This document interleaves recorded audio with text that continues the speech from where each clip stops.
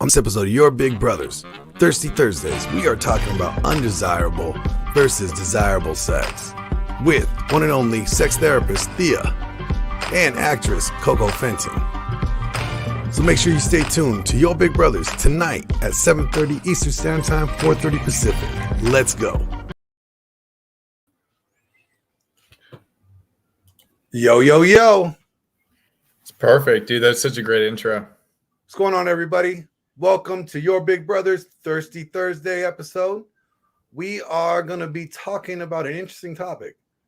Desire versus undesirable or transactional or obligational sex. Yep. Mm-hmm. What's the difference? Do you guys even know there's a difference? So we're going to be talking about this topic, and we can't really talk about this topic without talking to the ladies. And it is Thirsty Thursday, so we had to bring the ladies. So let me introduce our ladies of the night. Well, they're not the ladies of the night. They don't do that kind of lady thing, but like they're the ladies for tonight on the show. They're not the ladies of the night. So don't think about asking them for the rates, all right? We got actress Coco Fenton.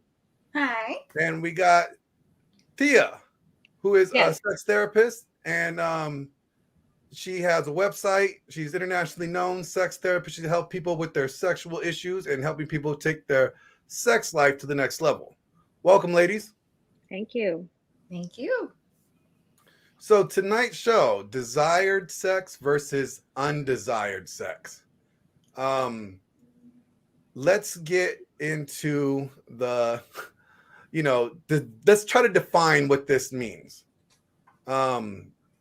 Ladies, what would you consider is desired sex? Coco, do you want to go first or do you want? No, I would love for you to go first. Okay. What I think desirable sex is, it's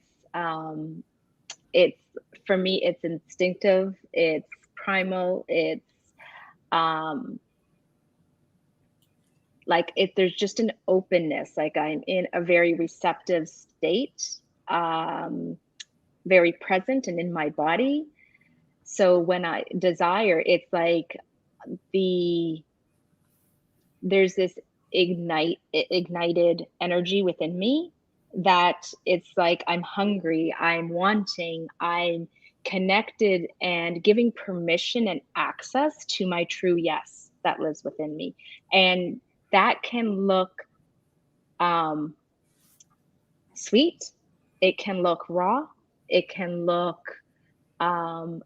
bring out different parts of me. And it's allowing that desire to live within me organically.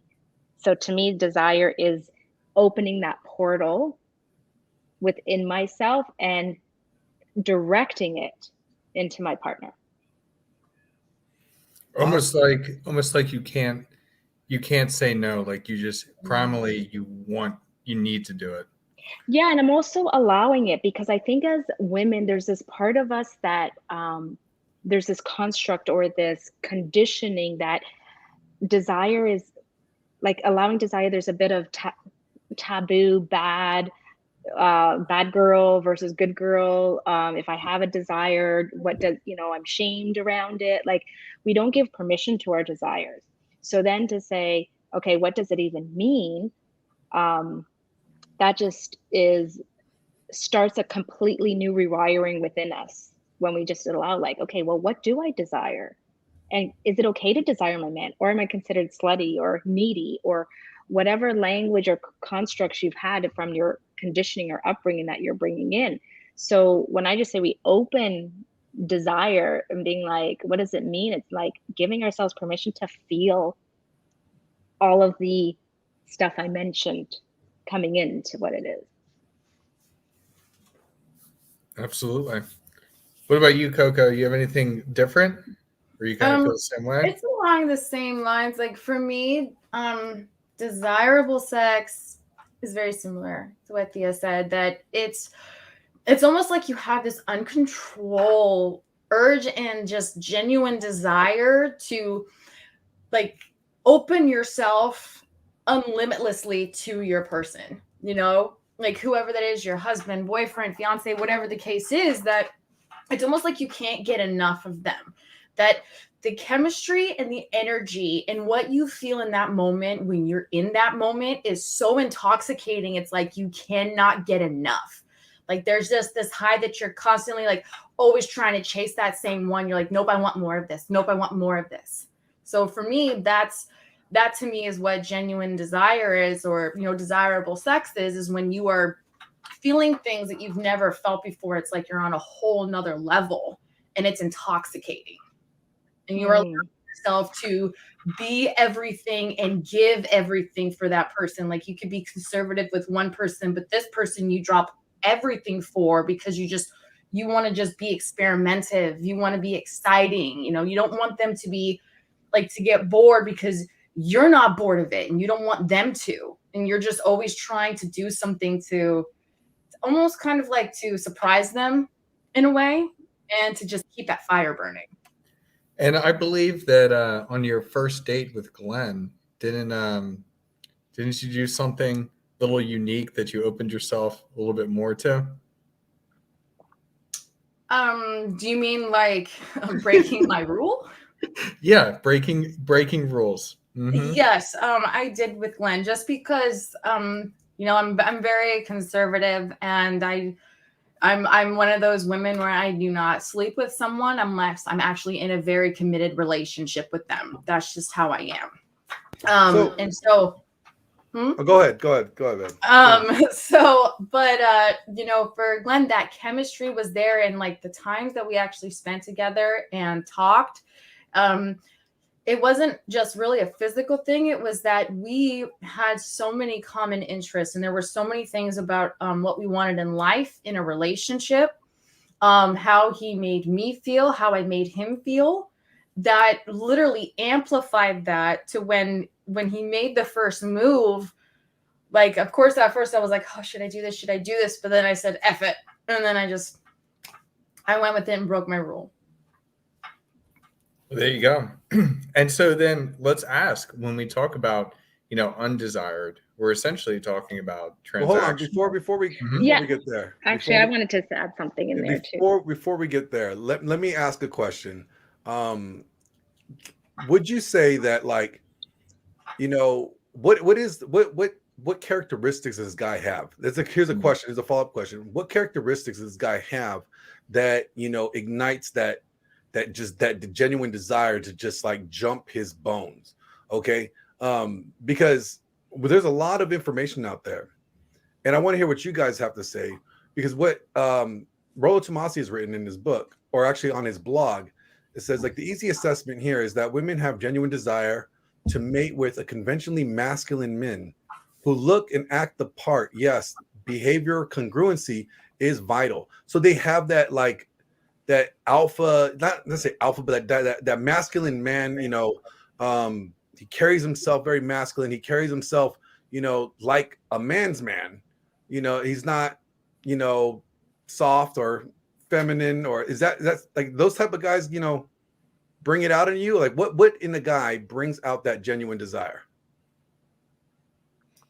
Thea, you want to go first? Sure. First, I want to comment about desire. Like when you were talking, what was coming up for me is that we don't even really allow ourselves to be in desire or let it build up a lot of time. It goes from 0 to 100. And that energy, that is such a potent energy. And when we allow ourselves to carry it a little longer and really direct it and cultivate it within ourselves, we actually become more magnetic, or we get to feel more in that turn on. It's almost like we feel like we're afraid that as soon as I feel desire, I got to do something with it, rather than can I be in it? Can I allow that to be a dance between us a little bit and build up more and more before taking action, right? So that might be another conversation. But when it comes to the masculine, like for me, yeah, like a man, it's so interesting because my partner I'm with now, he's this beautiful marry of feminine and masculine. And I find a true man can really hold both of those energies really well. And that's so attractive. It's like, he's strong, he's takes charge, he can lead me in the bedroom, easily, but then outside of the bedroom or in different situations, there's this softness, there's this invitation, there's this holding me in all my feminine, however I show up. And I find that sexy as fuck. And that builds up my desire, because I'm like, women are so multifaceted. And when a man can dance in all those different aspects of us and just adapt and not judge and hold and play in it, it's like, to me, that's such a turn on. So his ability to go into that range himself is very attractive to me. Yeah. That's awesome. Coco, what do you think? Is it true? Like, the masculine presence kind of brings out that desire in women and you per se? It definitely can. I think it's very subjective to what it is that a woman wants, though. Not every woman feels that a super masculine guy is very sexy. Some women, I think the majority of women like a combination, kind of like what Thea was saying, is that they have this masculine dominant side to them, to where you feel protected, you feel safe, where there's just like this strong masculinity and there's just something about it. Like, they're very a man's man. But then there are those times where they know exactly how to be delicate with you, be emotional, like whether it's they're very rough exterior on the outside, but on the inside, they're big teddy bears, and not necessarily in the bedroom. They know how to do both. They know how to be extremely dominant, and then they also know how to be extremely loving and very giving. And I think that having that combination and having a man look in a masculine manner or even has a presence, because not all men can really have the features of masculinity, like where they look rough, but they can carry themselves that way. And as long as they carry themselves that way and they portray that to, their significant other, their girlfriend or fiance or wife, that it just also enhances that desire for them, if that makes sense. It's a good point. Yeah, I know we've talked about it before, is when you carry yourself with a presence, it's what we had said in a previous episode, and I'll say it again, it's kind of like the lion.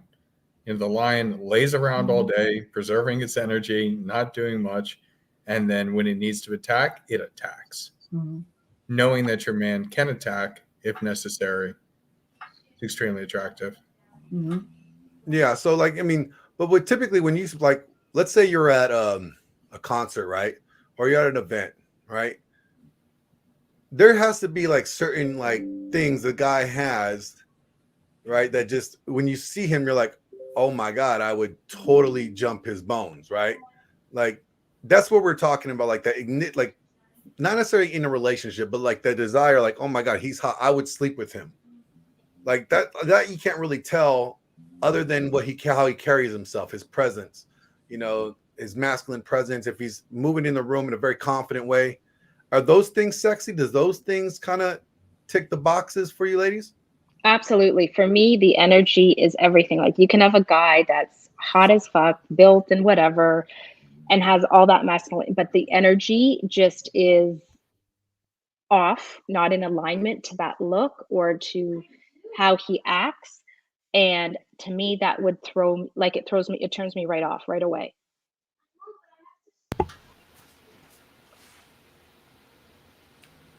Sorry, can you guys hear that in the background? My daughter's in the background. No, you're good. I need to move. Okay. No, it's good. Coco, how about you? Is that true? If a very masculine guy walks in the room, is he really noticeable? Is like, is that the type of guy like, oh wow, I can sleep with him if he's attractive, masculine, carries himself well? Oh yes, I think that's just it's kind of like when men appreciate a very beautiful woman that obviously takes care of herself. She walks in the room and you're like, oh yeah, I did that. Like, doesn't necessarily mean you take them home to your parents, but you're like, yeah, I hit that. And I think women do the same thing. So if your example, if I was at a concert and for me it's the bad boy look, big and tall and rugged, but like when he walks, there's like, it's weird. It's almost like men have this kind of like masculine sway when they walk. and they're just like, they just walk around the room and they're like, mm-hmm. And so their presence that they're giving off matches how they look. And when they talk to you, it's like, when they talk to you, it's kind of like when they have that deeper voice, or like you could just tell that like assertiveness in their voice when they're talking to you, and they're like, hey, how's it going? And I'm like, oh, how you doing? Like, there's just something, like you could feel it as they speak, you know, unless if the guy was like, hi, how's it going? Like, I thought I saw you over here and I just thought I'd come say hi. And I'd be like, yeah, no. Yeah, you could totally feel the insecurity or confidence in a man when they're in their energy, how they're talking to you. Body Even their language. body their body language, for yeah. sure. Like those are It's kind of huge. like, it's like when you walk around a bar or walk around any type of place, whether it be a concert, whatever. It's like walking around like you own the place. Yes. And when you the way walk they around lean in that in. way, people feel it. Yeah, and the way that guys lean in, they're like lean up on the bar, they sit next to you like, hey, how's it going? And you're like, hi. Yeah. It's what they give off. You can tell that they're confident, and it's not a false confidence either, because people can read that like a book. Yeah. When they're like, okay, I'm gonna try and go over there and be a bad boy. You're like, yeah, when they're trying to fake it. When they're trying to fake yes, it. they're trying to fake it till they make it, and bless her heart, you know, but like at the same time, they always slip up in some way, and it normally is like the way that they're articulating. And they slip up with the things that they're saying, and you're just kind of like, wait, what? Like, No, and it just gets confusing. Even as you're saying that, what's coming up for me is when and a man is just really authentic and just true to who he is. To me, that is so like desirable, because it's like it's so rare, you know, to come into especially as you mean, like, you know, authentic people. And so I value that so much. So when like I look at, like, when I'm meeting people or in situations where when I was dating and being like, it wasn't necessarily just their masculinity, but their authenticity to embody confidently their quirks and all. And then I'm like, to me, that's desirable. Okay, so now we know what desirable sex is, right? What is undesirable or transactional sex to you ladies? Okay, go first, Coco. Well, undesirable sex, from my personal experience, is when you're with someone, you know, you have love for them, but they're not really doing it for you anymore. And having intimacy with them almost kind of seems like a chore and a duty. And that gets rid of the desirability of wanting to. And it's more of like, well, you know, I am with them, you know, I'm supposed to be the person that gives them access to this, but they don't do it for you. And it just seems really boring. Or you try to be exciting or try something different, and they just want plain Jane kind of stuff. And it's just that chemistry isn't there anymore. And transactional is more like, okay, well, they did this for me, so I really should give them this. Or if you're asking like, well, hey, you know, if they're like, hey, I'm kind of in the mood, what about you? And then you're like, actually, I have so much to do, but you know, if you do the dishes and I vacuum really quick, we can go upstairs and bump some uglies. Like, Oh, you're talking about chore play. See, that's chore play. yeah. We'll get into that. We'll get into that till a minute. Let's just pause there. Now you don't think that that's the same as like No, it is. It is transactional? No, it absolutely is. But we don't want to go that far ahead yet. We want to get there in a little bit. We'll get back to that topic. I thought you said undesirable and transactional. That's why. Yes, we're gonna get into the description of, you know, foreplay and stuff later in a little bit. Thea, would you explain or transactional or undesirable sex in your words? So for me, undesirable sex is when I'm not in my true yes, like my head, my heart, my pussy. I'm not fully aligned to the experience. So I'm doing it from a place of disconnect. And to me, I feel my partner feels that at the end of the day, I'm not fully in it. Yeah, like it's not like the energy is just off, but you know, it's undesirable. Like I'm doing it kind of going through the motions, thinking, okay, I want to please my partner, I want to make them happy, or it's been, a week and I know they have a high sex drive. And transactional, like, yeah, it's kind of, I'm going through the motions, but I'm not in it and I'm not present and I'm also not communicating that. And these are all important things. Like my partner now is like, don't ever have sex with me as a transaction, or to give, something that you don't want, because it's like, I want to vomit, it turns me off, and I don't want charity sex, right? So I, really tune into, how present am I to this? And I might not want it, but is it from a place of, where is that coming from? And can I shift my energy to be open to possibility in this moment, to leading to that? So sometimes it might be, well, I'm not in the mood for sex right now. I'm happy to give you a penis massage and have connection and intimacy, but I don't necessarily want penetration. So how can I honor my no while still connecting and being intimate? So that disconnect is actually now turning into a connect. I Does that make really sense? like that. I've never thought about it that way. Because So it's like you're is that a respecting. convincing thing though? Like, are you trying to convince yourself?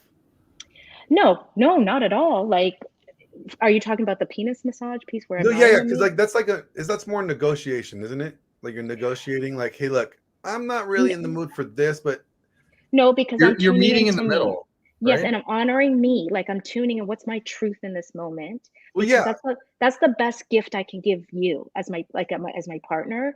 at What's that my time, right? what's my truth? And I'm like, okay, I'm not into feeling penetrated right now, but I want to connect. I want intimacy, and right now, a penis massage feels really good to me, and also still gives my partner a sense of pleasure for their desire level, right? Like, because we're not at the same desire level, but where can we meet? Where can I can stay in my truth and still hold space for the connection, intimacy, and pleasure?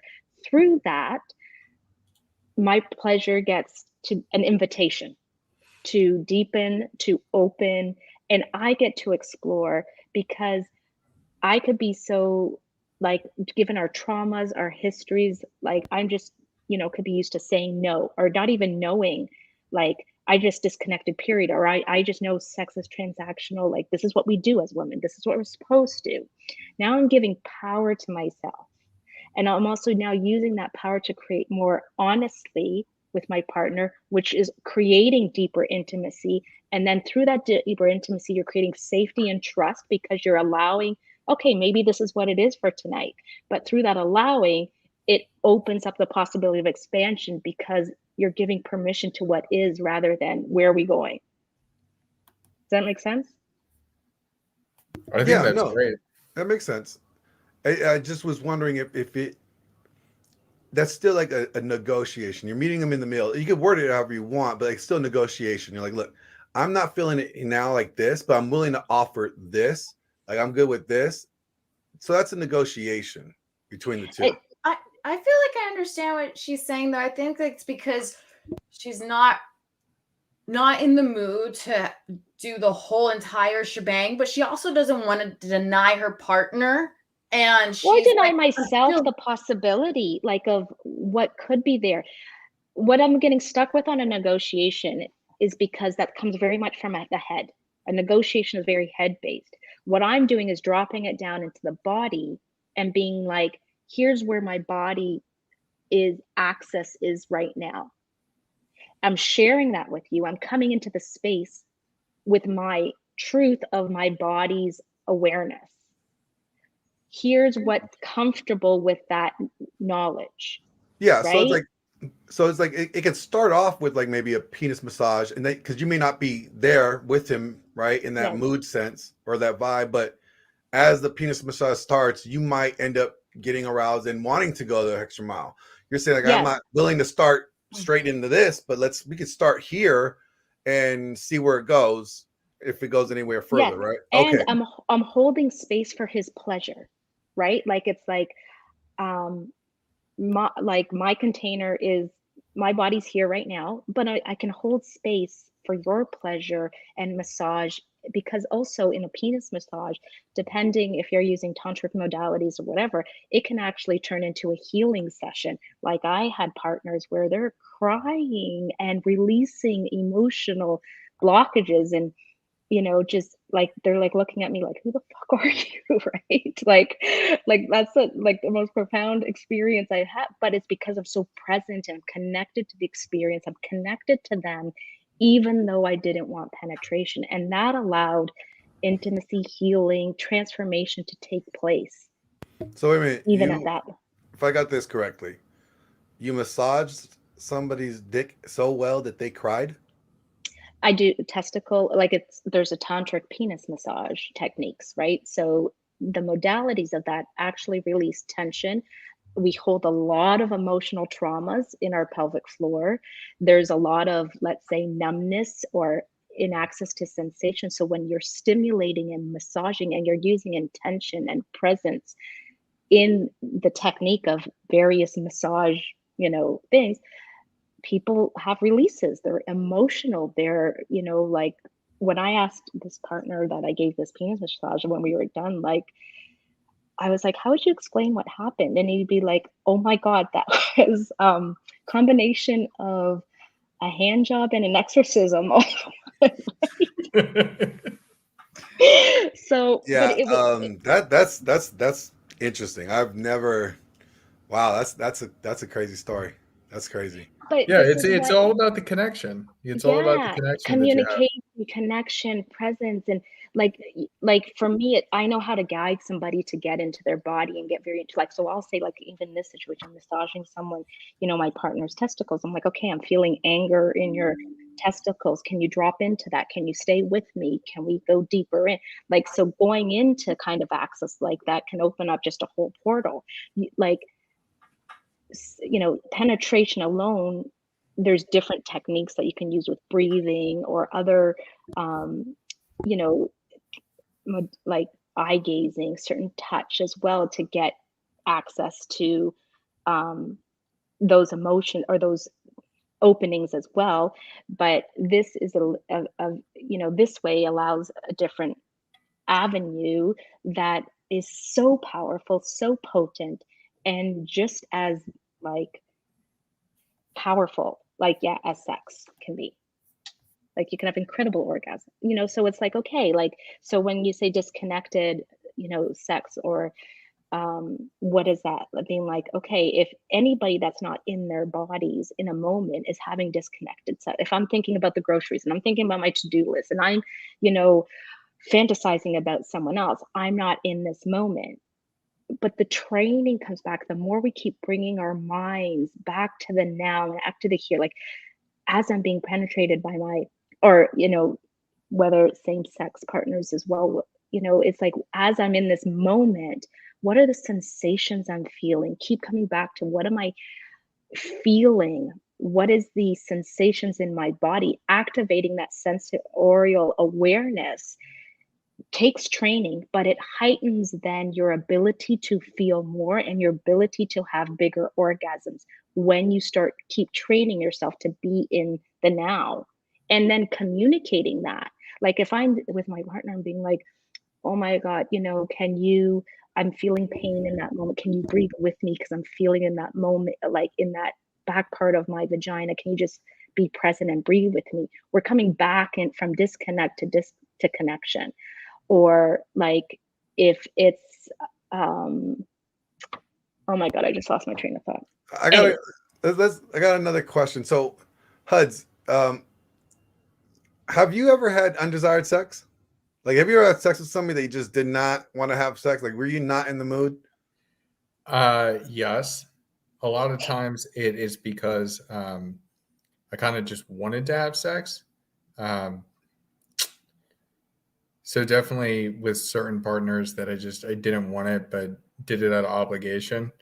And then, yeah, there's definitely, I don't know. I've turned, I'm trying to think about this. It's an interesting question because I feel like it's more a question towards the girl, because we tend to have as guys, we tend to have a higher sex drive.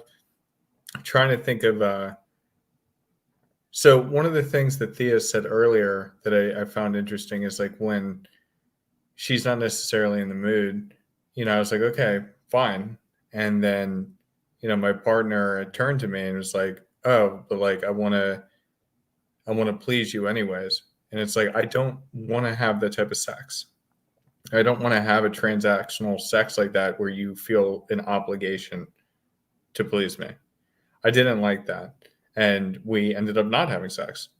So I find that very interesting. And I find it very interesting, like everything you've been saying so far, Thea, on, how to kind of be in tune with your partner and in tune with yourself and stand by your boundaries. Because I think that's a lot what it is. Did we lose? Oh, there he is. He's back. Like for some reason, I got this new wireless mouse and it's really touchy and it just like kicked me out by touching it. So, ladies, have you had any undesirable sex experiences? Who wants to go first? Coco's going first. All right. I've had a couple.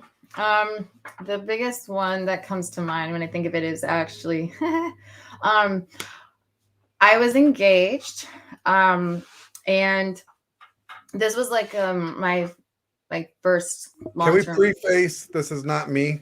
No, it's not him. This is when I was young. I was 19 and I was engaged, and this was like my long-term boyfriend that I had like all through high school. And we ended up like, I was always like, wait till marriage. That's what my parents taught me and raised me. Very conservative family. And I did that. But my mom was like, this is the only time where she's like, okay, well, you guys are already engaged. So you might want to try just so that way on your honeymoon, it's not super painful and da-da-da-da-da. But even though I've never had sex and I hadn't done anything sexual up until that point, I still like, my mom was a very open person and she was like, just ask me. And I read books, I researched stuff on how to do things. My mom was like, just practice with stuff. So I wanted to make sure that I was the best partner intimately with him because I was a virgin. And so it was like our first time before we were supposed to get married. And it was weird. It's almost like in that moment that chemistry wasn't there. And it was so bad that I actually asked him to stop. The very first time I had sex, I thought I was gay because I didn't enjoy it. Well, I mean, it was so bad. And I was so surprisingly, my first time, I was actually amazing. I was like, wow, I am really good at this. And I'm like, goodness gracious. All that reading and practicing on stuff really worked out. But when he was trying to do things, it was like, I could not enjoy myself. I was just like, ugh. Like, it wasn't pleasurable. It wasn't anything. And I was just like, okay, can we just stop? Like, can we not do that? And I felt really bad. And I felt so bad because I could just see his heart sink at the same time that I told him that. And he was just like, oh, is it not good? And I'm like, well, your fingering was better. Like, Was it his first time too? Or like, No, like he had never like gone all the way with the woman, but he had done other things and I hadn't. But I'm like, I've never had it before, but this cannot be what it is because my mom's told me like when it's amazing, and you feel things that you've never felt before and you don't want it to stop. And I'm like, okay, but when he started to, like he was going down on me and I was just like, okay, can we stop? Like, it was just awful. So that was like, but I continued to do the other part of penetration afterwards. And it was not as any good. And the sad thing is like, once I got in the shower afterwards, I was just like, I felt dirty. Did you feel safe with him? Like protected kind of safe? No, like your body, like yeah, because he made me feel like a queen. Like he was so beautiful. Like he was very like, hi Thor. He was very like, he made me feel very beautiful. There was nothing about that, but it was weird. It was like in that moment of connecting, I was like, this is not good. Like that chemistry or something is there, like non-intimate. We had chemistry, and he was very protective of me, which I really loved. And he was very loving towards me, but in the moment of intimacy, it's like that was not there. That was missing. And I couldn't do it. Because mom's like, if you can't enjoy what you're doing with them now, granted, you guys learn and grow together. But if you're not feeling that now, she goes, it's not going to be great for when you get married. But then he ended up cheating, and then we ended up calling it off anyway. So Wow. That's an interesting story. That's crazy. How about you, Thea? What's the question again? Have you ever experienced, or have you ever had undesired sex? Like, you ever had sex when with somebody you're just like not feeling them at all? I think there's been many times, and I think many times, I've just learned that that's normal. Like, sex is just okay, or like, you're not always going to want it, but that it's what you're supposed to do when you're with somebody. And but I do remember, the first time I was engaged, lost my virginity to my partner in the, his bedroom, and the parents are in the next room. I didn't really want it. And, yet I did, and I didn't say anything, but, like I was young at the time. Well, I wouldn't say, I was in early 20s, and didn't have a voice to say, like, this doesn't feel right like this. And, other times, more recently, I had a partner. So interesting. He treated me well, and was wonderful on the outside, but my body, I kept getting, like, my body would contract. Like, it was a long distance relationship, and times we'd see each other, like, it would contract. And interesting, like, the sex, if you had to say, okay, is it okay, I'd be like, okay, it's decent sex, but I didn't desire it, because there was just this, my body, I couldn't even tell you why it was saying no. And I kept getting these UTIs, and, like, my body would just say no, no, and I'm overriding it the times we'd see each other. And finally, I just listened to my body, and I told him straight out, I said, I don't know why my body, not aligning to this relationship, and I'm choosing to honor that, and I'm so sorry. Because there's nothing I can say theoretically, or, that's wrong in this relationship, but my body's just not agreeing with this as something to pursue. And the moment I stopped it, like, my body's, everything cleared up. My body, just felt safer again. I still don't understand what that was, but I know well enough about trusting my body that I don't question it. So but yeah, that was a time towards the end, especially, like, I didn't desire to have sex, and I still was. And then my body would give me symptoms, to a reaction to that. And then I had to take action. It's interesting you say that. It's making me think about something, and that's a completely different topic. But yeah, the UTIs and different things that, like, go weird with the body. It's an interesting one. I want to, this question here that was thrown out. Mm-hmm. So is there such a thing as going overboard when it comes to sexual enticement or persuasion? And so I think a lot of this comes to, like, when you're getting to the end stage of, like, a date or anything else, like, when does it become too much? Or, like, when do you expect too much of your partner? Is there things such as over when he's like he's doing, I think, going overboard, when they're coming on too strong? Yeah. Like, they're really trying. Is there a limit where, like, they're just, like, going way too far? Or persuasion, because that means they're really trying to convince you, right? So that's now starting to get to, like, obviously you're not you don't have that complete desire for them yet, right? And they're trying to persuade you, so that means, like, they're trying to convince you. Or, as he's saying, like, on any occasion, it could even be in a relationship where, like, you need the sex. Maybe you guys both have two different levels of sexuality, and, like, you have a very high sex drive, and she may have a very low one, or vice versa. Like, when is too much, and how do you like notice that, and how do you handle it? Do you want to go first, Coco, or you like me? Go ahead. For me, thank you. What comes up is when someone comes in with an agenda, my energy is going into guarding, like, because you're not being in tune with, like, a woman. You're coming to meet a woman's energy, and if you're not coming to meet and be in tune with that, so you can actually harmonize, I'm going to feel your agenda, and my energy then doesn't even go to being open, it goes into guarding, right? So I say you're going overboard the moment you're going in with an agenda, because you're overriding presence, you're overriding connection, you're overriding response and reaction.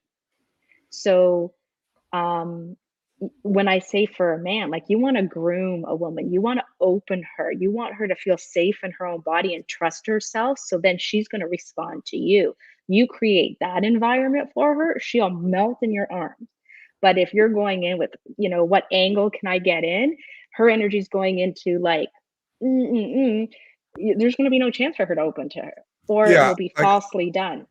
yeah, because I always say you have to have sex with her mind first. You have to fuck her mind before you can fuck her body. Yeah. Like, you have to get in her head before anything else. So I think, like, what, for me, I think it's like, technically the guy is obviously not reading the room. He's not picking up the body language and knowing that the signals that he's sending, although he thinks like, okay, maybe she's not getting it. So he escalates the signal a little more, make it a little more overt, and it's still not going there. Like, I think there's a certain point where, like, look, dude, women pick up on these things really quickly. So, like, if the first couple signals you're sending, she's not getting, abort mission.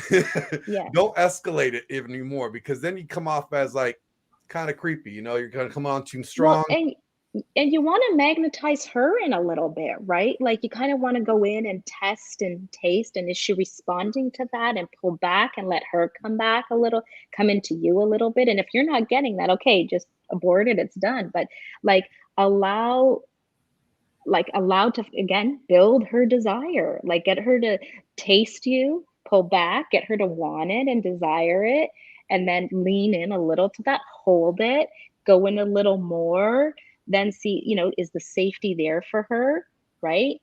You want her to just know that you can read her, and tune into that, because that's going to make her trust you, right? That's such a great point. Like, when I think of when you're like on a date with a girl and like things are like, starting to escalate, like leaning in, going for the kiss, but not actually going for the kiss, and then pulling away, and it's like, no, we can't be this bad. And it's like, it's sparking that it's pulling that positive and negative, like, coming together, and it's absolutely magical. So exactly what you're saying, it's like kind of like teasing a little bit, because you know what's going on, but you need to understand what's going on. You need to, as Glenn said, read the room. It's like masterful, like you're like a conductor of the orchestra, right? Like, how are you playing with that? And the other thing, though, that's very, like I say, is it going overboard, or, when it comes to sexual persuasion and excitement, like, also be willing to be honest and vulnerable and courageous with that, being like, oh my God, like, I'm desiring you so much right now. I don't even know what to do with it. I want to grab you and kiss you. And yet I want to respect, like, where we're at right now. Like, can I kiss you? Can I, lean in for more? Even that, like, being willing to be that honest and that vulnerable goes miles with women, because that shows a woman that you're willing to go into the harder conversations, like, willing to be uncomfortable and stay there, like, and that starts opening, like, oh my God, like, he's just saying, like, oh my God, come here, right? Like, there's so much that gives access to as well. So inviting that, like, stating, like, oh my God, like, I just desire, I'm so hungry for, like, you're so gorgeous, and or whatever the desire is that you're wanting to lead into that persuasion, I say allow yourself to vocalize it and bounce it off and see how that's respond. Because information is like, truth is going to take you a million places. Either it's going to bring you closer together or it's going to bring out what's already not going to be there. So Exactly. Yeah. So here's another question. So here we go. Where is it at? It is right here. Thor wants us to ask, can you ask the maidens, the ladies, the difference between attraction, arousal, and burning desire? I could give my opinion on that. All right. Let's hear it, Coco. I personally believe that attraction is when you look at a person, a man walks by or whatever, and you find him physically appealing. Okay, and you're like, oh, he's attractive. The other one was, what was it? Like, pop it back up. What was it? It's still up there, arousal. Oh, there it is, right there. So attraction is when you look at somebody, you find them attracted. Arousal is like there's something about them. You're like, okay, yes, like they're attractive, like something in them like kind of burns and gives me like desire, like, well, not desire, but like arousal to where like you kind of just want to have sex with them because you think it would be fun. So something about them turns you on, whether it's like if you're into bad boys and they have all the bad boy looks, their tattoos, they're strong, or they dress like a greaser, or if you like preppy and they're like dressed up to the nines all the time, you like men in suits, you know, you find that very arousing. So you just like, you kind of want to just like take their clothes off. Burning desire is, in my opinion, when you, as we said earlier, that you cannot get enough of this person. It's that physically, mentally, emotionally, and sexually, they do something to you that you don't even have to be intimate, but then you just feel like you just want to jump their bones all the time. And you're willing to do whatever it is that you need to do to please your partner and to make your partner happy. Because also at the same time, giving them pleasure gives you pleasure. Yeah. So, and then I get that. That makes sense. That makes sense. You know, I think like the difference between attraction is like, oh, they're cute. Mm-hmm. Arousal is like, oh, they're turning me on. Like they turn me on. Burning desire is like, I am going to fuck the shit out of them. You know, like they're like, You can't help myself. Yeah, like you just can't, you know, contain yourself. But ladies, like, there's another question. It's kind of interesting. So, instincts and hormones cycles have a large amount to, you know, of influence on the attraction and the different time of the month, right? So is that something you guys like recognize? Like, do you guys know like when you're on your cycle, when you're not on your cycle, like, you know, what hormones, like if your hormone balance is off, or like, does that play a role in your level of desire or your level of interest? I think Thea might be a better person to speak on this because, as some of the people in the panel know, one, my cycle never affected me. I never been like, ah, gross, but I don't have it. And I'm actually a clinically diagnosed nymphomaniac, so I don't have an off switch. So it doesn't stop. I love that.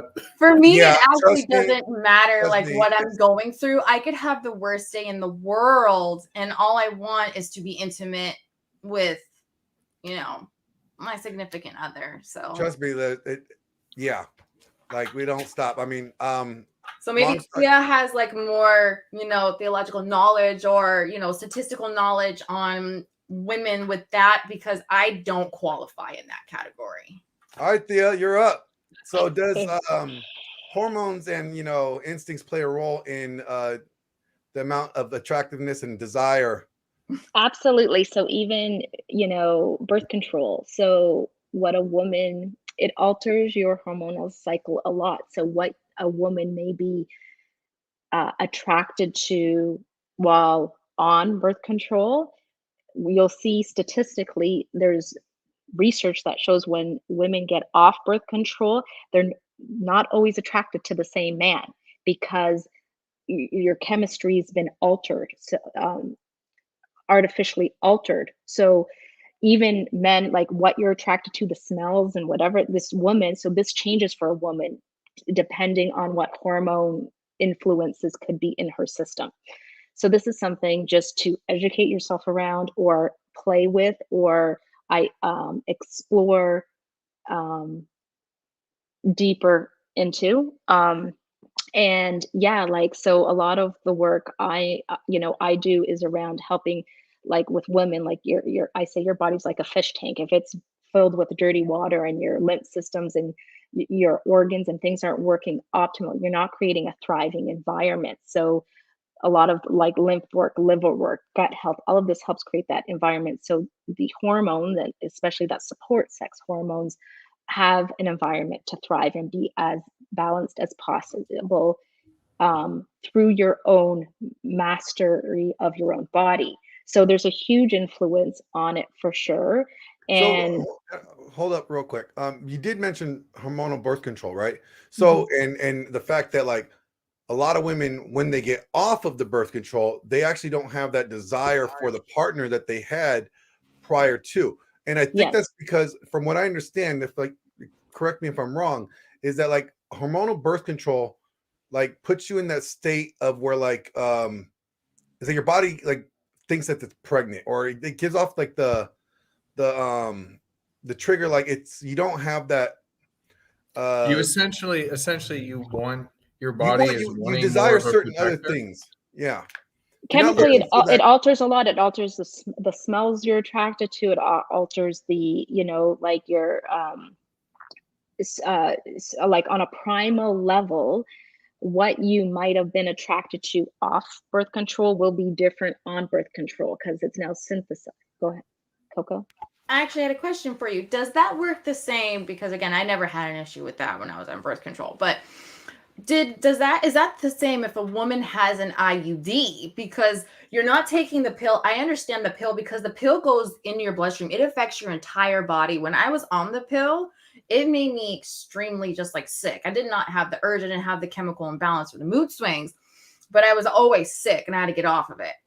Surprisingly, I'm allergic to birth control. So I had to get an IUD, but an IUD has very, very little, and it only basically closes off so that way your tubes don't actually drop any eggs. So is there a difference between if a woman gets an IUD and takes the pill? There is a slight difference, but there's still a influential factor taking place, right? So, and and that's a whole, birth control is a whole different conversation to have around the influence on sex and our bodies and, our hormones and our ability to, later in life, our fertility, like our different stages, like there's a lot of different factors with that. But yeah, so just at a basic level, there is an influence. And for some women, it may, notice it. For some, they may not. But, when they just, their marriages or, they go off and all of a sudden they're having problems in the relationship, they're not going to consciously link it to birth control right away, like if ever. But there could be like, oh, I'm just not attracted to him anymore and I don't know why.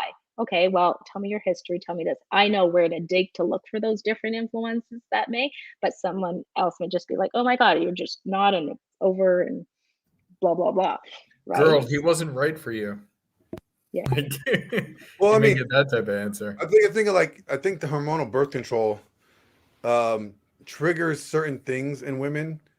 Like they want the comfort thing. They want more comfort when they're on the hormonal birth control. So they're looking for other criterias in a guy rather than what they would be looking for if they were in a natural state. In that natural state, because when you are cycling, go through your cycle, you have this period where you're like, you want to find that guy, like your body, like naturally you want to find that sexy hot guy that just hits all those boxes for you naturally because you're drawn to him for those sexual reasons.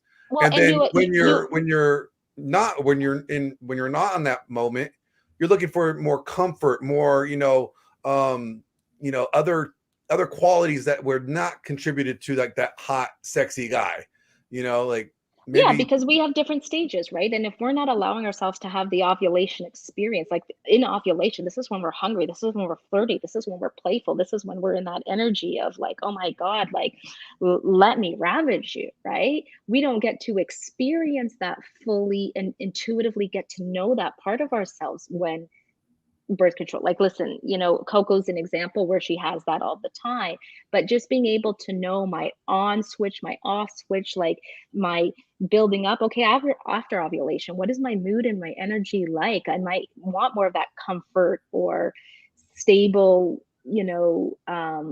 exchange with my, partner or with anyone I'm intimate with.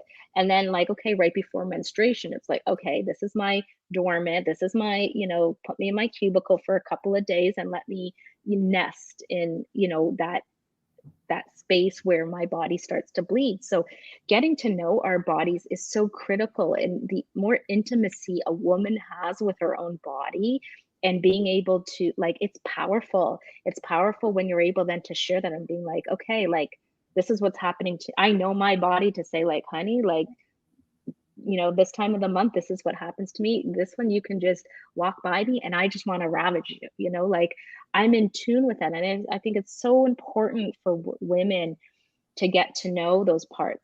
Then there's another layer though of our emotional, like our child, our upbringing, that's going to influence then from a traumatic and experiential standpoint, how that plays out. Like, one of my teachers always said, tell me how you were parented and I'll tell you how you make love.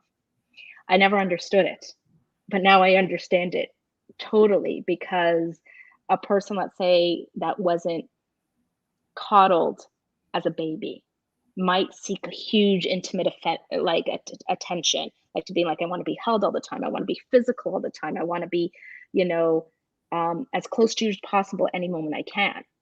Right. So there's that component, then that also adds another layer. So, okay, here's a question for both you ladies. What is the difference between, like, sexually in the experience, I should say? What is the difference between the experiences of, desired or, undesired sex? Like, is there, because most guys do not understand the difference. Most guys can't really see, the difference, because they say 80% of guys typically are only used to transactional or undesirable sex. Oh, that's awful. So with that being said, guys are unaware. Guys are typically not aware of what's going on with you. They see that you're giving them availability, giving them access, so they're like, she must want it, yes. But really, what's going on the inside when the difference between desired and undesirable? First of all, I don't buy that they don't know what's going on. A man, I feel, tell me if I'm wrong, I think a man can totally feel when a woman's not desiring him. I disagree, because there's a lot of people that just don't understand. Yeah, there's a lot of guys that don't get it. Like, a lot of guys will think that because you're giving him access to sex means that you desire it. And as you ladies just explained, like, there's earlier, you have just explained the difference between desired and undesired. Guys don't pick up on that so much. But does he even really care? Actually, I think that all men want to have desired sex. They want a woman that wants to rip off their clothes and jump their bones, right? Okay. They all want that. Well, now they will settle for transactional sex if they have to, but okay. But they all want desired sex. So the question is like, well, see, I think also the question is too, at least based on that, I think a lot of guys, they don't even know what desired sex is. Well, they don't know what desired sex is from a woman's standpoint. Like, they don't, they know what they want. They desire to have the sex, obviously. But from when a woman's giving those signals that she desires, I don't think most men know what that looks like. Can I ask a question first before we go there? Because what's coming up for me, does a man even, like, he knows his desire, but does he actually feel safe or feel shame in having his desire? Because a man's desire sometimes is really big, and they might feel like, oh my God, I'm going to scare my woman away, or she's going to think I'm a pervert if I show too much. Like, Does that come up on the men's side? Well, that's fair. That's actually a really, really good point. I think we may have touched briefly on it when we did our interview with like a year ago. It's very true. I think that there's a lot of shame in sex of us not being honest on what we're looking for. So I think that there is a lot of shame, and we as men tend to hide it because we don't want people to know, because we don't want to deal with that.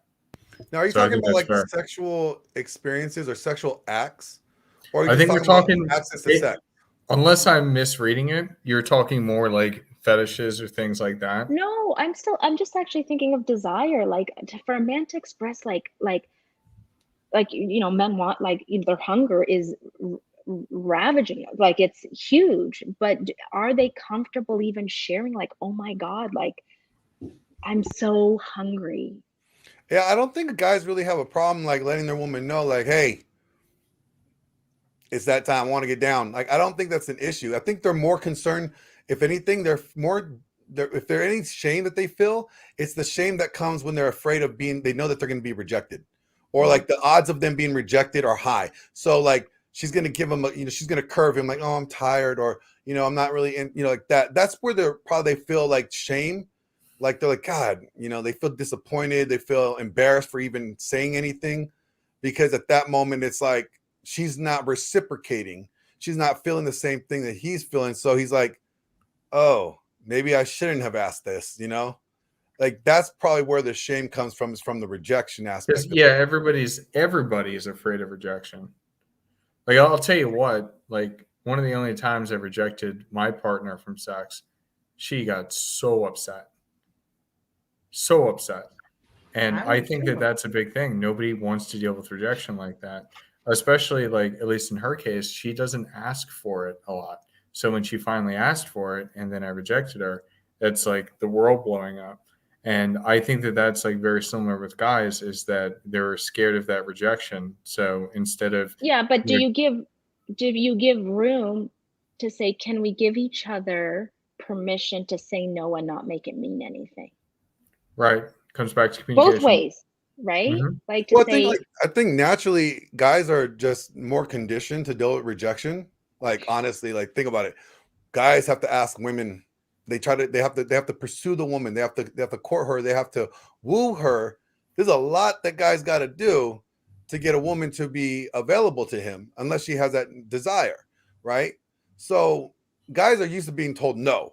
Like, how many times have you ladies went on, or remember in high school when they had like school dances, right? How many times did you tell somebody no compared to being told no? yeah. You guys ever been told no to go to a school dance? Like I asked a person and they said no. Yeah, you asked the guy and they told you no. Oh, I did, because I asked somebody, but I didn't know that he had already asked someone. Okay, so he already asked somebody. So okay, one time. How about you, Thea? Yeah, there was a stage in my dating where, for whatever reason, like any guy I was interested, it just would not go anywhere, and total rejection. And I'd be like, okay, yeah, this is hard, and can I sit in this, like, because it sucks. Like, should I change my standards? Should I change this, or what am I doing? Like, I doubted myself a lot, for sure. Okay, so that's what a guy experiences. Like 90% of the time, even when they're in relationships, most men, even after they get married, they still have that like anxiety, like, okay, if I ask my wife for this, I'm gonna try, but the odds are she there's a good possibility she may say no. So that's what I'm saying, that most guys are conditioned to handle rejection better than women. I think when rejection comes for a woman, I think it's more devastating. Like as Huds was talking about how he rejected his girlfriend at the time, like her world blew up, like her world was destroyed. Yeah, Guys would be a little more like, we're like, oh, it's just another Tuesday, like they're conditioned to handle it better. I think that's crazy that men get rejected from their wife or their significant other so much to where like they have that fear. Because in all honesty, it's like if you're constantly being rejected, then for me, it's like, why are you even in that relationship? Because then, does this person even really desire you? Because if this person doesn't, like, if this person does desire you, they're going to want to not say no. I mean, obviously, if the person, to each their own, if they're having a really bad day and the gentleman wasn't reading the room, and maybe she's just sitting there quiet cooking dinner, but she's thinking of the things that like went wrong in the day or something like that. And then all of a sudden, like, he comes up and he comes behind her, wraps his arms, nudges her, and then she's like, hi, thanks. Like, and the mood is off and he's not reading it and he's trying to. She'd be like, you know what, I'm just not feeling like it. I had a really bad day. Like, it doesn't necessarily mean that it had anything to do with him. She just can't get out of what crap is in her head right now. So I just feel bad that if that's the case where most men are getting rejected in their relationships more than women are, like if a guy's, you know, like Thor said, talking dirty or, you know, being sexy with her, intimate with her, being loving, like, you know, trying to like get the mood started and then she doesn't follow into it. Like, I don't see why you wouldn't if you desire the person that you're with, because I like to be, I don't want to be said no to. If I do, my world falls apart. I've been said no to before and it has shattered me every time that I am told no. So sometimes that's my fault because somebody will be working and I'd be like, hey, and he's like, I'm really busy right now. Can we wait? And I'm like, fine. Like, but you know, like, and it still sucks. But I would rather let the man let me know when he is in the mood, because then I know that yes, because we already know you as a nympho are always on the move. You know, we have no off switch. We got it. No, but there is times where I do, like when I was in a relationship, like where I was just like, there had been so many things that I emotionally was cut off. I physically wanted to have sex, but the things that had been done to me cut me off emotionally to where I couldn't even allow myself to get in the mood for him. So that, even though I would still want to, I just didn't want to with him because I couldn't get past that, if that makes sense. So it does. It's good. Let's do Glenn, if you don't mind. I was gonna do a couple more quick questions because I know Thea has to leave. Okay. Right. So can desire be negotiated? You know, and we'll try to, we'll get done in 5 minutes. We'll wrap it up in 5 minutes, but this will be like the last, you know, serious question. But can desire be negotiated? Ladies? I think that negotiated is the wrong word. I see desire like a little fire, and it gets to be flamed and fueled, and it's coming back, like, what are your needs analysis, like, what do you desire, where do we meet, where are we completely off, and you know, maybe there's some things that are off the table, like, yeah, my partner can have sex every single day, and right now, like, I'm like 3 days a week I'm good. It's like, oh my god, I'm so good with that, but in between that I can do this, this, and this, because I love fueling that desire throughout the moments where we're not connected like that, and here's what that can look like, and he's like, oh my god, beautiful. So it's also getting creative with the desire, like, how do we feed the fire? Like I say, foreplay begins from the last orgasm. So in between, what are we doing throughout all of that creative time? We get to play, we get to make love, not just to each other, but to life every day.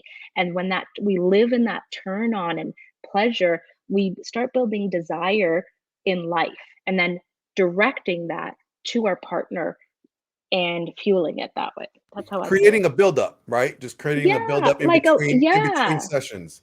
Yes, yeah. Right. And it's not a negotiation, like where it becomes like a business transaction. That's not going to turn me on. Like, but that does happen though in relationships, right? Like, because you know it's not exciting. Like I say, most women, it might come, might come into it like that, but be careful of the energy that you're coming into it. What's more enticing, right? What's the energy that you're coming into? Like, let's play with this in between stage of when we have sex. What kind of little things? Give me 10 little things that kind of excite you or bring you into a different state. Like, I had a teacher who shared a story, like he would do rose petals from the driveway all the way into the house, leading into a bathtub, you know, and she was a type A alpha, worked hard, you know, come in huffing and puffing. She'd see these rose petals and be like, oh, you know, follow them through. There was a bathtub. She'd take off her clothes, get in the bathtub, gently start slowing down. What ended up happening is eventually the moment she started turning into the driveway, because he'd watch from a distance, he wouldn't even be present. The moment she would turn into the driveway, she'd start unbuttoning her top. So she's wiring her, like whatever he did was wiring her to start softening, right? Like it's the fueling the fire, right? So you're looking for ways to create environments to ignite that desire fire. So it happens more frequently, or it creates opportunity. It's a good one. It's a really good one. I like that a lot. I guess Glenn kicked himself out of the stream again. No, but that's great. I love that. It's a really good idea of like wiring it. But I want to get like to the question, like, so you said you don't want to use the word negotiate, but there is like there is some sort of negotiation. I'm talking about like from when you first got in a relationship with your, you know, your partner or your boyfriend, your fiance, whoever, like you wanted to jump his bones regularly, right? But then after, you know, to say a couple of years go down, you know, you guys been in marriage or now for a while, and his drive is still there. Yours is maybe not so much there. You know, you guys go to counseling. The doctor, you know, prescribes like, hey, how about you know, help around the house more? Or, you know, like, do you feel like that actually works? Like that type of negotiation works? No, because here's the thing. When working with women, especially, like when a woman is going through transformation, whether it's having a baby, menopause, an illness or whatever. So when they say, okay, she's not in desire, well, what's happening in her that she doesn't desire? Okay. When a woman doesn't recognize her own body anymore, whether it be from one of these things, like my body's not doing what it used to, I don't understand it, I don't feel sexy in it, and now you want me to have sex. If I don't feel sexy in my body, how can I even think of sex? So make her feel sexy. Make her feel sexy again. Like saying, yes, your body's changed and I love it and it's desire. Like she's going through so much of even saying, I don't even connect to this body because it's not doing what I used to. How can I even feel sexy or be sexy because I don't understand it? Coming into that space to help her remember all that she is and reacquaint with this new space her body is in is building trust and safety into her body. So then she has access to feel pleasure again. I've worked with this with women on many levels. It's like, it's not just about do more chores, do this, do whatever. It's like get a woman to feel safe and trust her body again. She will open up. Glenn, you're muted. But Coco, do you think desire could be negotiated, Coco?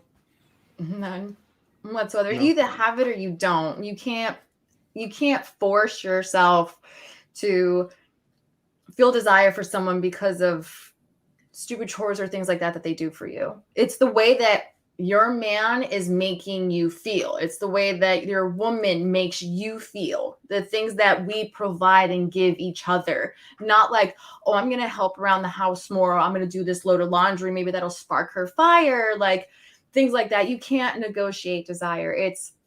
You feel it. It's there. It's raw. It's natural. And you don't, like relationships and everything, like to keep things interesting, do take work. But when you are both on the same playing field as far as like how you feel and what you give and provide and make each other like just like I said, feel about each other and comfortable and safe and sexy and desired, you don't have to negotiate it. It's when you start to question each other or your relationship or about how that person views you or feels about you is when that actually starts to take an effect. If I question if my man is like, does he find me still attractive? Like he hasn't been really handsy or flirty with me or, you know, just whatever. I'm going to start to feel uncomfortable, kind of like what Thea said.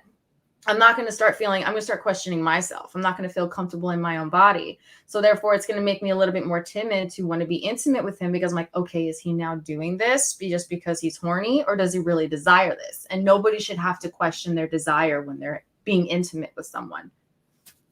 Makes sense. I get, before we wrap up here, I got one quick question. Why is it that people get into relationships with people that they are not genuinely attracted to?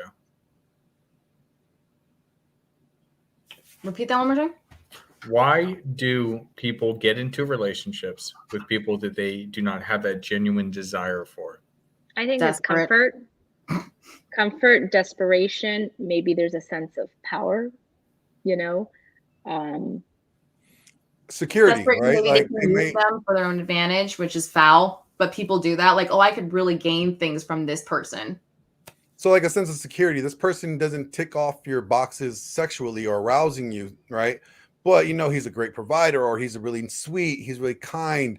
You're like, man, you know, he's a great guy, but he's just not that guy that actually brings it out, right? Or good enough for now. That's Oh, another. good enough for now. So like is that something that ladies think actually in the back of their head, like, you know what, he's good enough for now? Is that actually a thought that comes through women's head?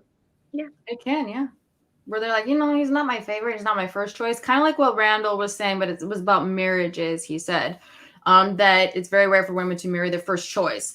So a man may approach a woman and she's like, well, I'm not really having a whole lot of guys knocking at my door right now. So, he's good for now. And then when the next opportunity, that's when they monkey branch, because then when the ideal guy that she would like to have, that guy actually approaches her, she's more likely to actually dump him and then go with the other guy that would have been her preferred choice. So and basically he's just like, he's the beta bug. He's the guy that does all the provisioning. He hits all the comfort cues. You know, he's sweet, cuddly, soft, but he does not do anything on the arousal level, right? So do you think a woman in that state could actually have desire for her, husband, or is he always going to be that guy in her head, like, waiting for someone else to come around, or that if someone else came around that was better, I'll be considering leaving? Or like, is that something that's like already pre-thought in their head? Like, I'm going in this just for the security aspect, but when I get an opportunity, I'm gone.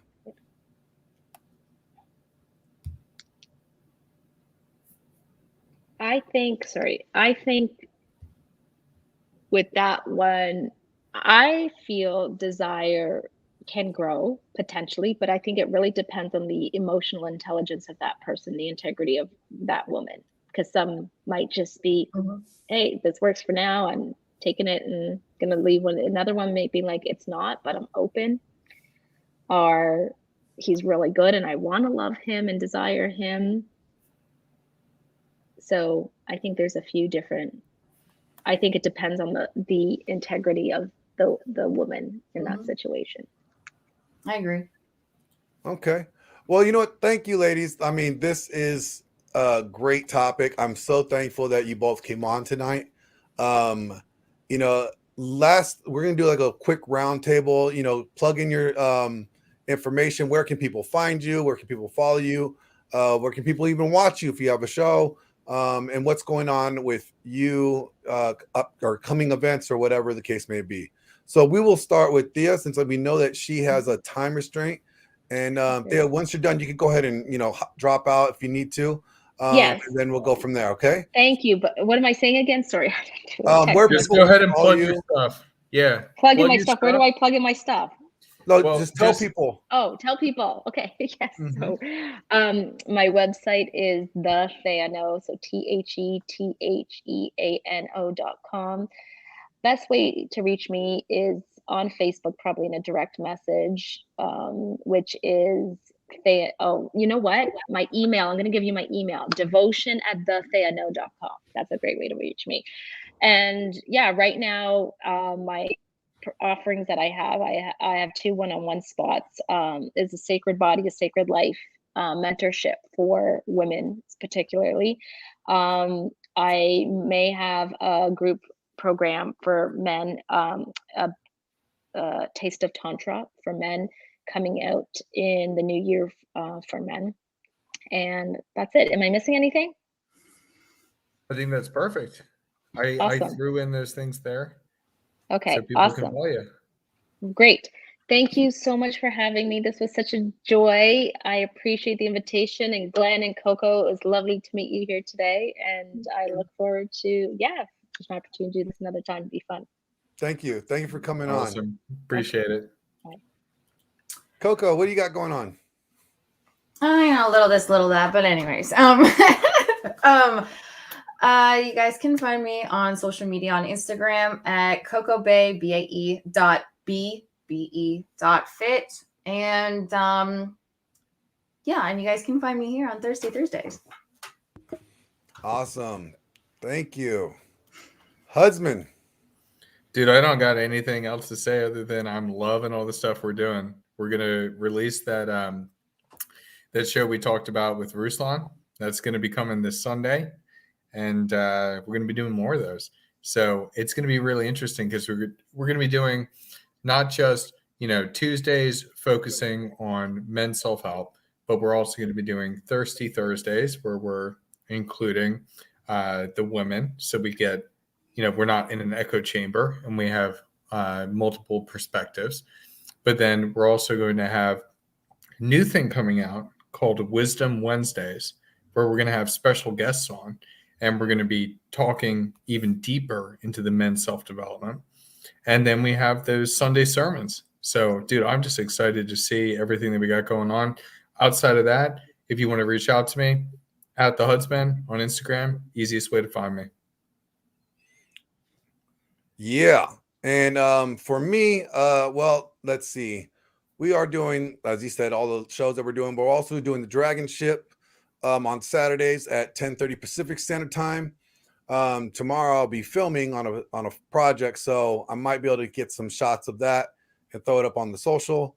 But this Saturday, when we do the Dragon Ship, it's going to be a really interesting topic. The topic is going to be, are you basically fit for protection, or can you provide protection? Are you durable enough to be able to keep the people that you love safe physically? So we're going to be talking about a little bit of combat, a little bit of defense tactics, and it's going to be a really good topic. We actually going to have John Finch come on that, so please make sure you guys tune into this Saturday to the Dragon Ship for that episode. It's going to be a really good one.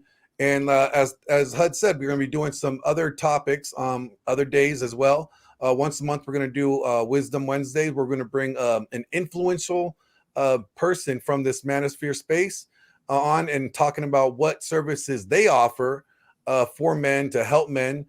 These are not just, randos, the people that think that they give a great advice and they just, no, it's not that. These are actually people that have credibility, that have helped men, and they have receipts to prove that.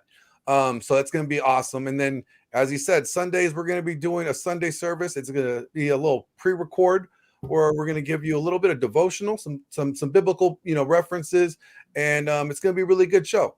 So it's going to be neat. It's going to be a little different from the other shows because it's going to be, based on theology and Christianity.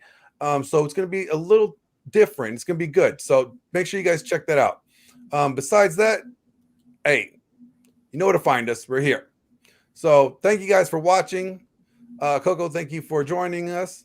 And again, thank Thea for joining us. But until next time, peace.